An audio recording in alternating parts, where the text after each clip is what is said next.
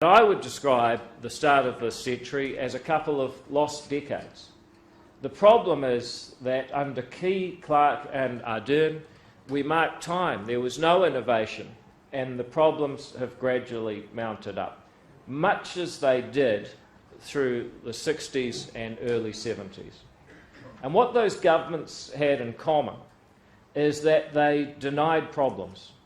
They said there was no housing crisis when ownership rates were in free fall and houses cost 10 times income.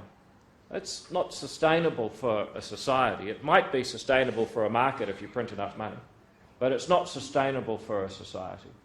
They said that if kids got more NCEA credits, that was the same as getting more education, even as the students were falling down the international league tables. And they told us that population growth was a good substitute for productivity growth, even as we stressed our infrastructure but didn't actually get richer. And perhaps the biggest thing they told us was that gradual erosion of liberal democracy, as it's commonly understood around the world, was actually a new and enlightened biculturalism. Not only did they deny we had problems, but they governed without values. Most of all, they eroded the simple idea that a person can make a difference in their own life. And you just have to ask yourself, when did you last hear a political leader plainly state that doing your homework, earning a living, making sure your kids go to school with lunch, and following the laws, well, there's no reward for that, that's just your basic responsibility. You know, these are basic truths, but it's funny, even reading them out has come to sound quaint in a world where your identity can matter more than your activity. And the third thing, after denying reality and eroding good values, is that these governments in these lost decades, they made bad policy. And without accepting problems or applying good values, bad policy is the inevitable result. So at school, come back to those students, they found the curriculum was gutted, exams were replaced with credits. Tenancy law, employment law, criminal law, they all became fuzzier, with more rights but fewer responsibilities. And increasing benefits for people who don't work became a political contest that both sides of politics participated in, while the responsibility to actually work became kind of secondary in welfare policy. That's just a sample of the last 20 years. And that's why there could never be a better time for real change. The media calls this coalition the most right-wing government since the 1990s.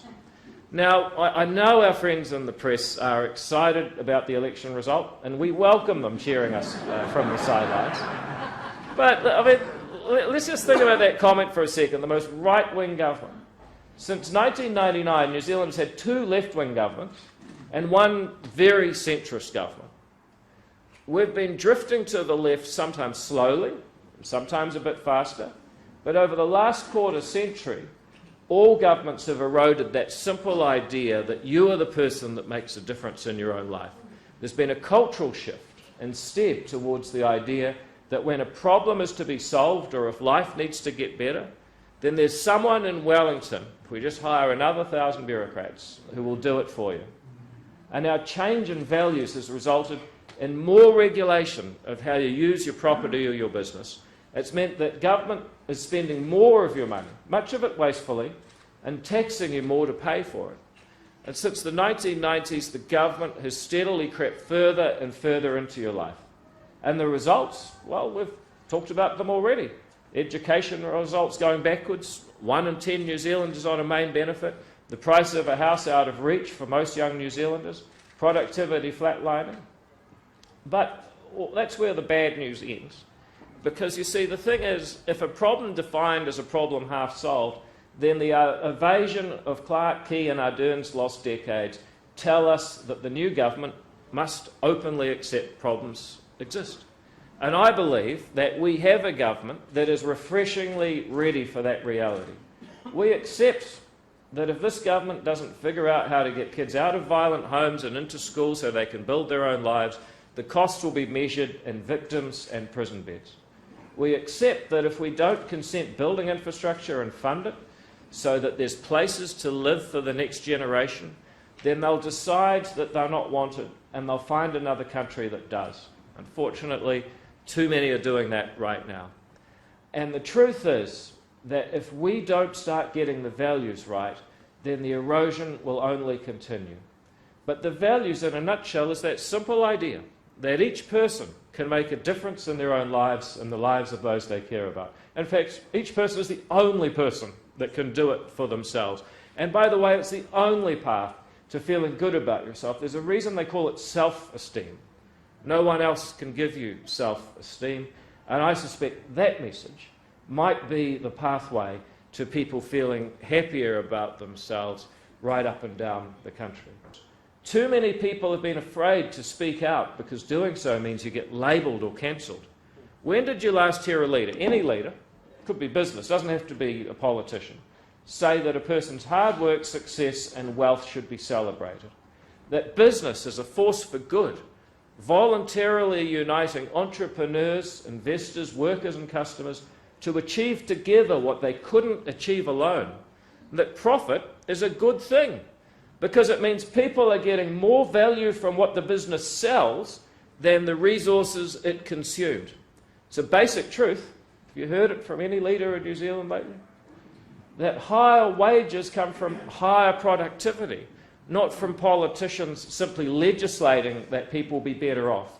And that lower, flatter taxes leave the reward in place for people to work, save and invest.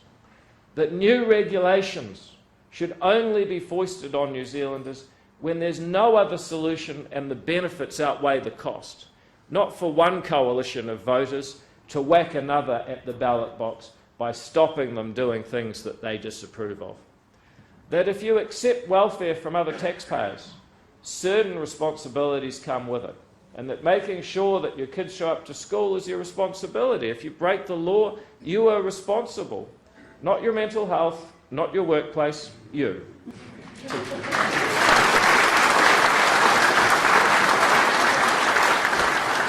So we're going to continue to proudly defend these values, even if no one else does, because we have to face the root cause of our problems head on. If we can put the right values back in government, but we shouldn't underestimate the massive challenge that lies ahead as we try to do so. There are hundreds of noisy groups who don't want to see those values put in practice, and the media will give them a platform every night at 6 p.m. And it's too easy for governments to back down in the face of negative headlines. When you see negative headlines, you must hold the line. The forces for more government in your life, well, they haven't gone away, and standing up to them will take courage and initiative. The good news is that this government is ready to accept reality and implies the right values to implement better policies. And the better news is that ACT's coalition agreement with National and New Zealand First is filled with policies that will make a real difference for a more prosperous, unified and respectful New Zealand.